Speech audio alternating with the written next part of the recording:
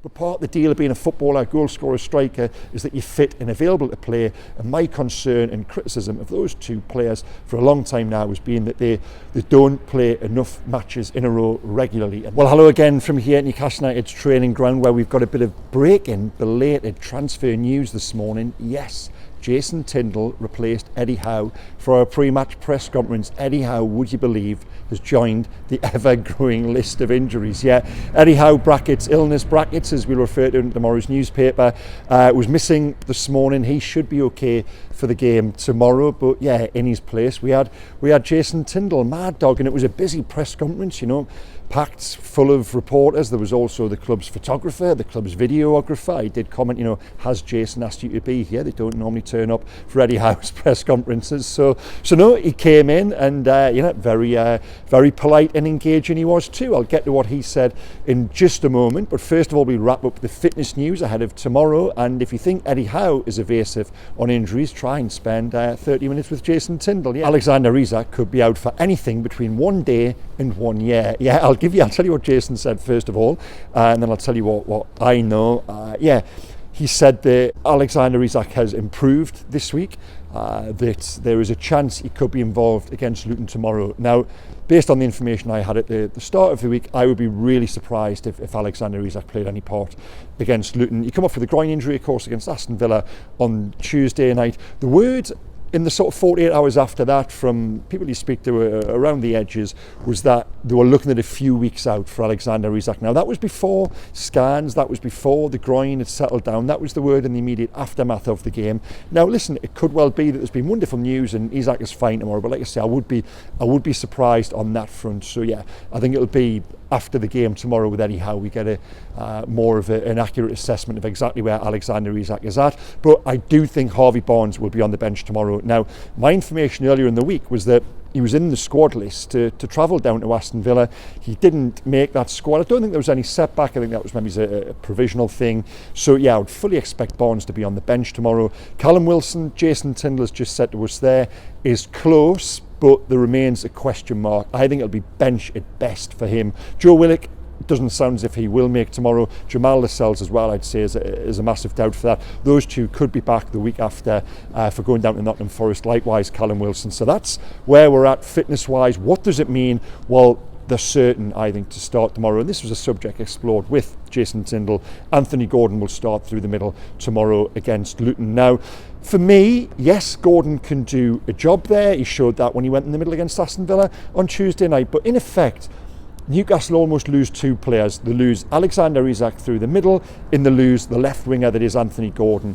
His threat isn't getting in behind through the middle, it's the little diagonals they play for Gordon to chase in behind fullbacks. So good on Tuesday night. So I think Isak's loss is in effect potentially having a double impact, and Newcastle have got to find a way to get the very best from Gordon and what he shows out wide on the left when he is such a threat. Can they get that through the middle of the park? Because like I say, I think he will start there tomorrow. Now, how was Jason Tindall in himself, an assistant manager who's got a profile almost as big as the manager? Yeah, sort of quiet, almost nervy-ish start, but grew into it, singing like a canary come the end. If you think Eddie Howe's press conferences normally last for sort of 24, 25 minutes. On the tape when we picked him up at the end there, it was 42 with Jason Tindall, so I don't think he wanted to leave. He was he was good. He was pushed on all the subjects you would think he would be in terms of his role as an irritant and getting under the skin of opposition managers. He played it with a straight bat. He did say that he wouldn't do what Unai Emery did on Tuesday night when at the end the Aston Villa manager appeared to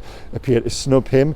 But no, he was very good, and he said that that the rule change that was brought in at the start of the season, whereby assistant managers couldn't spend as long in the technical area alongside the manager. He said, yeah, that probably was brought in with himself in mind. But no, he welcomed the nickname Mad Dog, and he played along with it all with good fun. And on a more serious point, I know how much Eddie Howe trusts and relies on Jason Tindall, and they are very opposite. They are very different characters. You spend time around them, you realise that. But the one thing they are aligned on is that real elite mentality and that dedication to their job, and to make the football team they're in charge of the best they can absolutely be. And you look at the work they've done over the past 18 months. Well, I give Eddie Howe a lot of credit, but that's not just Eddie Howe. There's a team around him there, Jason Tindall, Stephen Purchase as well. There's that Graham Jones, Simon Weatherston who's in there with them as well. And, it's that group, and I use that word elite mentality that they have got that is ultimately, I think, has been the key driving force from taking Newcastle to 19th to 4th in the table. And it was good just to get that little bit of time and that insight with Jason Tindall there this morning. Now, of course, the transfer deadline did close last night. One of the busiest windows I've ever covered. Never made as many phone calls, never written as many words. And what happened? Isak Hayden joined QPR on loan. Yeah, it didn't quite play out as we thought at the start of the window. We've explored the reasons as to why in terms of Newcastle being at the very limit of FFP. We won't go over that ground, but the questions I was going to ask of Eddie Howe this morning, I end up asking of Jason Tindall, and those were, just that really. We came into the window and Eddie Howe said that this squad needs help, it needs reinforcement. In the very first week of January, Eddie was pretty clear in that he wanted players to come in. Now, if you're being a cynic, you say, why wasn't Eddie Howe there this morning? Then you might say, well, he might be annoyed that they haven't come in. I certainly haven't had that information. I do joke there to a degree, because come the end of the window, Eddie was very much on point in terms of the club not being able to do anything without a player leaving, and he didn't want to lose anyone. But no, like I say, if you're a cynic, you might say, well, he might just have avoided all those questions this morning that we did throw Jason Tindall's way on transfers. Now, yeah, I said to him, are you disappointed almost that no one has come in? He said, well, there's two ways to look at the window. One, yes, you can strengthen, but two, you can also keep a squad together and not sell your best players. And I think now they are reflecting on it as, bearing in mind all of the interest around, the likes of Wilson, Trippier, Almiron, I think the coach and staff are looking at it and thinking, well, the best of this situation was actually to come out of the window with players getting back to fitness and keeping those players I've just mentioned. So to that end, he said they're relatively happy with where they are now. Now, the second part of that question was, I said to him, how do you assess the striker situation? You're going into a game tomorrow whereby Anthony Gordon is going to start as striker. And I said, I've done the calculations, and it's quite staggering that Alexander Isak and Callum Wilson in their time at Newcastle have started pretty much exactly 50% of the Premier League games available to them. Can you really go forward with strikers who miss 1 and 2 matches just when you think the team is making progress and finding rhythm? One of them gets injured. Now, as it happens, when one gets injured, the other invariably comes back, as we're seeing potentially with Wilson on the bench tomorrow. So it has worked and they have got away with it, but there will come a point when both are injured and you're left with a run of 3-4 games. It might even be, the next couple, a run of games whereby Anthony Gordon has got to start through the middle. And I'm sorry, but for me, the team is weaker for that. That's not a criticism of Gordon. It is just what you lose, the points I made earlier. So it's always been a concern, and I think going forward it is something they're going to have to address. Jason Tindall's answer was that they've got 2 outstanding strikers. Yes, I agree.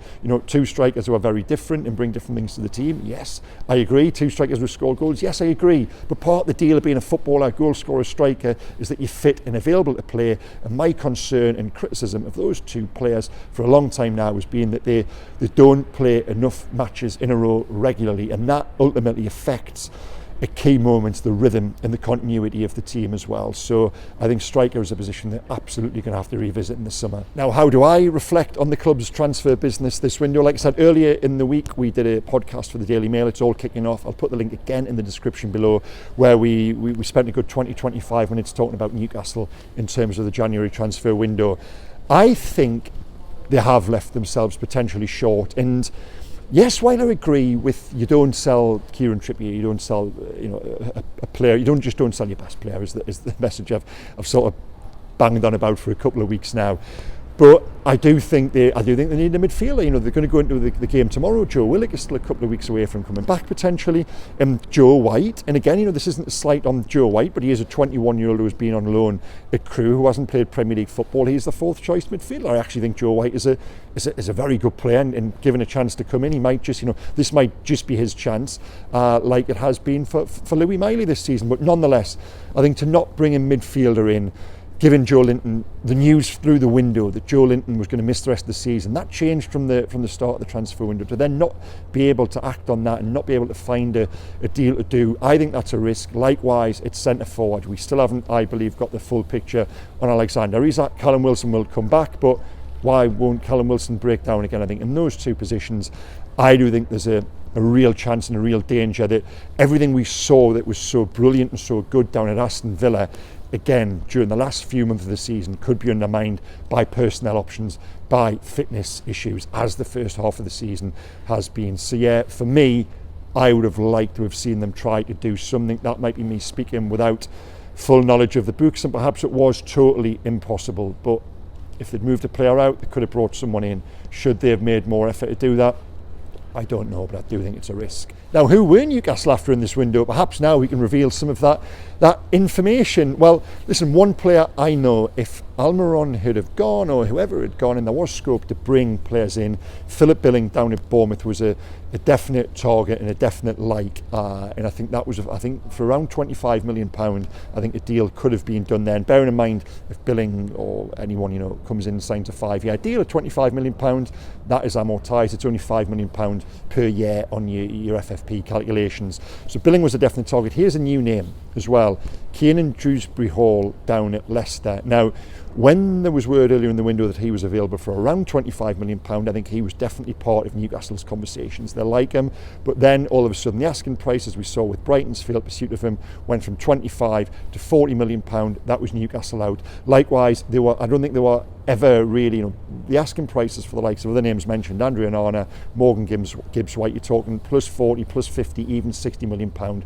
Those deals, while they do like and have tracked those players, were never going to happen in January. Two more likely ones, at one point Dewsbury-Hall, like I say, and certainly Philip Billing, if things had dropped, I think there would have potentially been movement on that front, because Eddie wanted a left-sided midfielder to come in to replace Joe Linton, and he did tick all of those boxes. Now, a word on the football, and it is Luton tomorrow in what would look, on paper, a very winnable game for Newcastle, as do the next three: Luton, Forest and Bournemouth. But what were the corresponding results in those fixtures? Newcastle lost all three, so it won't be as easy as perhaps we think it is, allied to the fitness concerns I've already talked about there. But no, if you look at how they played on Tuesday night, if you say, and my video was the back, you know, if you are working to that theory that Newcastle have benefited from the reduction in fixtures, the increased exposure to Eddie Howe and Jason Tindall on the training pitch over the last few weeks, well, yeah, if you look at Tuesday, you think the next three matches would be 9 points if you're going into it with the confidence